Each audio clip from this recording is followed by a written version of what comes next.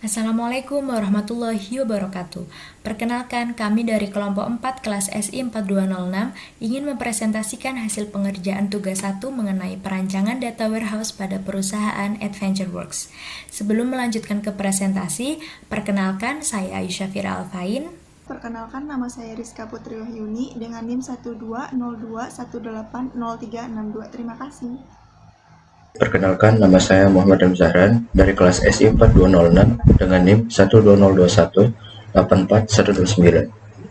Perkenalkan, nama saya Fairuz Silvan Ahdi Pramana dengan NIM 12021842255 dari kelas SI 4206. Di sini saya akan membahas mengenai deskripsi perusahaan, balance of stock, lalu KPI. Yang pertama-tama kita membahas mengenai deskripsi perusahaan. AdventureWorks merupakan perusahaan multinasional aktif yang bergerak pada bidang manufaktur yang menjual peralatan survival atau petualangan seperti sepeda olahraga, sepatu hiking, dan lain sebagainya.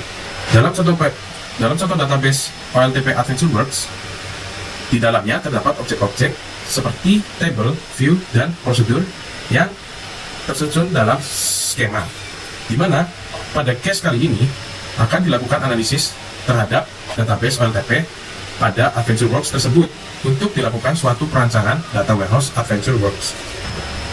Selanjutnya kita membahas mengenai balance scorecard, khususnya pada perspektif finansial. Nah, untuk perspektif finansial ini memiliki goals, yaitu peningkatan pendapatan perusahaan pada tiap unit cabang di Jawa Barat.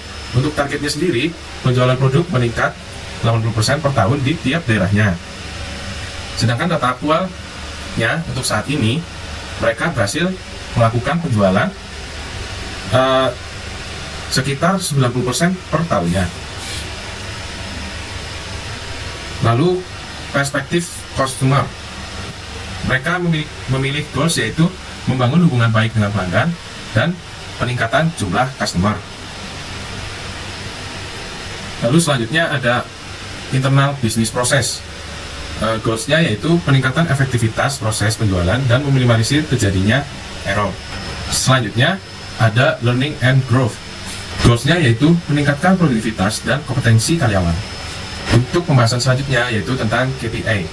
Untuk kelompok kami, kita membahas pada financial perspektif.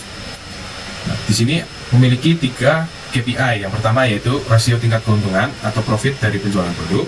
Yang kedua, pencapaian penjualan pada tiap produk. Lalu yang ketiga, rata-rata penjualan produk pada unit cabang. Di sini data aktualnya yaitu terjadi peningkatan 90% setiap tahunnya. Ini sudah melebihi ekspektasi dari target yang sudah ditentukan, yaitu 80%. Lalu yang kedua ada peningkatan penjualan sebesar 65% setiap tahunnya. Di sini juga sudah memenuhi ekspektasi atau target yang sudah diterapkan oleh perusahaan, yaitu sekitar 50% tiap tahunnya. Nah, untuk yang terakhir, rata-rata penjualan produk pada tiap store meningkat lebih dari 160 unit setiap tahunnya. Untuk pada bagian ini, belum mencapai target dari perusahaan yang sudah mereka tentukan. Karena pada data aktual yang ini, mereka baru memperoleh 160 unit per tahun, sedangkan target yang perusahaan tetapkan yaitu 200, lebih dari 200 tiap store-nya. Sekian presentasi dari saya. Selanjutnya akan dilanjutkan oleh Rizka Putri Wahyuni. Baik, di sini saya akan menjelaskan mengenai pemetaan data dari OLTP ke dalam database pada perusahaan AdventureWorks. Menurut hasil analisis yang kami dapat dari database OLTP, kami mengambil beberapa tabel, diantaranya ada state province, sales territory, sales person quota history, address, store, customer, sales reason, person, product, dan product review. Nah, sebelum saya masuk ke penjelasan, saya akan menjelaskan apa sih dimension modeling. Nah, dimension modeling itu adalah teknik yang digunakan untuk menyajikan data analitik untuk mendeliver data yang dapat dimengerti pengguna bisnis. Nah, komponen dimension modeling itu ada 2. Yang pertama itu fact table, dan yang kedua itu ada dimension table. Nah, fact table itu adalah tabel yang umumnya mengandung sesuatu yang dapat diukur atau measure, seperti harga, jumlah barang, dan sebagainya. Sedangkan dimension table adalah tabel yang berisi data detail yang menjelaskan foreign key yang terdapat pada fact table.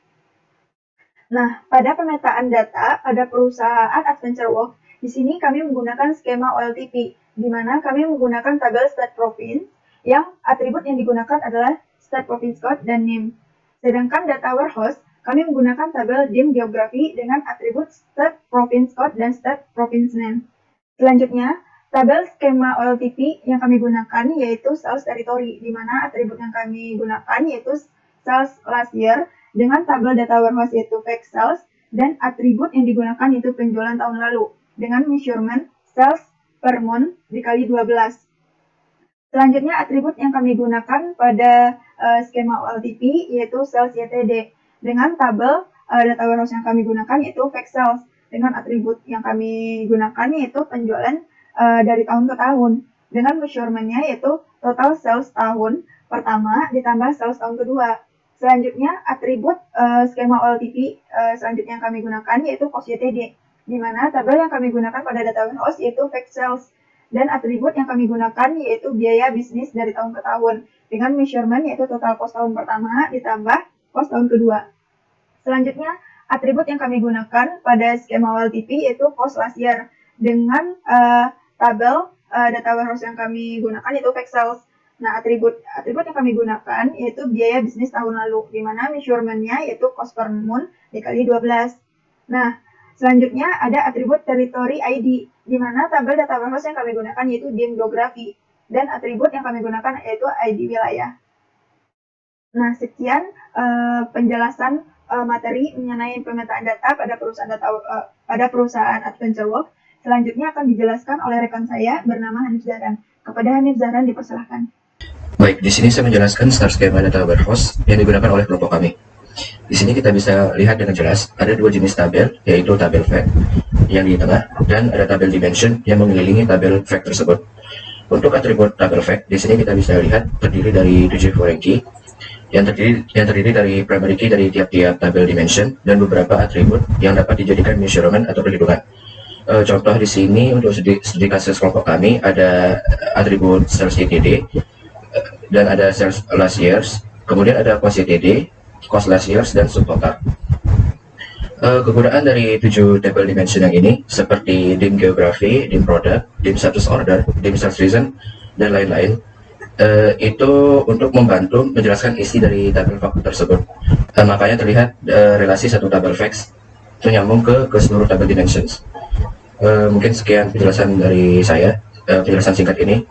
Kemudian untuk slide selanjutnya adalah materi desain dashboard yang akan dijelaskan oleh teman saya, Ayu Syafira Alfain. Kepadanya saya persilakan. Selanjutnya, saya Syafira akan menjelaskan mengenai desain dashboard pada perusahaan AdventureWorks, di mana dalam melakukan visualisasi dashboard pada perusahaan AdventureWorks ini, kami telah menyesuaikannya dengan objektif yang telah dibuat sebelumnya, yaitu untuk mengetahui kondisi penjualan perusahaan di daerah Jawa Barat. Maka dari itu, dashboard telah disesuaikan dengan Key Performance Indicator pada bagian Financial Perspective, di mana hal tersebut menjadi fokus utama dalam pembuatan dashboard ini. Nah, pada eksekutif dashboard perusahaan AdventureWorks ini kita dapat mengetahui informasi-informasi terkait dengan penjualan pada perusahaan. Di antaranya terdapat total penjualan pada tahun 2020 sebesar 370 juta, terdapat total unit yang terjual, juga kita dapat melihat informasi peningkatan customer pada tahun tersebut. Selanjutnya, kita dapat menganalisa rasio pendapatan yang disajikan dalam bentuk line chart, termasuk dengan target aktual maupun profit perusahaan pada tiap tahunnya, sehingga dengan informasi tersebut perusahaan dapat melihat peningkatan maupun penurunan profit berdasarkan target dan juga aktualnya dari tahun ke tahun. Selanjutnya terdapat pencapaian penjualan tiap produk, di mana hal tersebut dapat memudahkan kita untuk melihat dan menganalisis produk mana yang memiliki tingkat pencapaian penjualan paling tinggi, serta produk mana yang memiliki pencapaian penjualan tiap rendah. Selanjutnya, kita juga dapat melihat informasi mengenai penjualan produk berdasarkan kota. Dengan melihat maps tersebut, kita dapat melihat kota mana yang memiliki penjualan produk paling tinggi dan kota mana yang penjualan produknya itu paling rendah gitu. Sehingga perusahaan dapat menganalisis dan mengambil tindak lebih lanjut terhadap informasi tersebut. Selanjutnya terdapat penjualan pada tiap store. Di sini kita dapat melihat store mana yang memiliki penjualan paling tinggi berdasarkan dengan unit yang dijual, serta store mana yang memiliki penjualan paling rendah, sehingga hal tersebut akan mempengaruhi pendapatan serta kondisi penjualan pada perusahaan AdventureWorks ini. Nah, yang terakhir terdapat produk paling banyak diminati oleh customer didasarkan terhadap jumlah peminatnya, sehingga dengan hal tersebut kita dapat melihat produk mana yang paling diinginkan di pasaran dan produk mana yang masih perlu dilakukan pengembangan lebih lanjut. Nah, sehingga dengan adanya desain dashboard tersebut diharapkan dapat mempermudah perusahaan dalam mendapatkan informasi mengenai kondisi penjualan perusahaan dan juga dapat memudahkan perusahaan dapat mengambil keputusan secara tepat. Nah, sekian presentasi dari kelompok kami. Kami ucapkan terima kasih dan juga wassalamualaikum warahmatullahi wabarakatuh.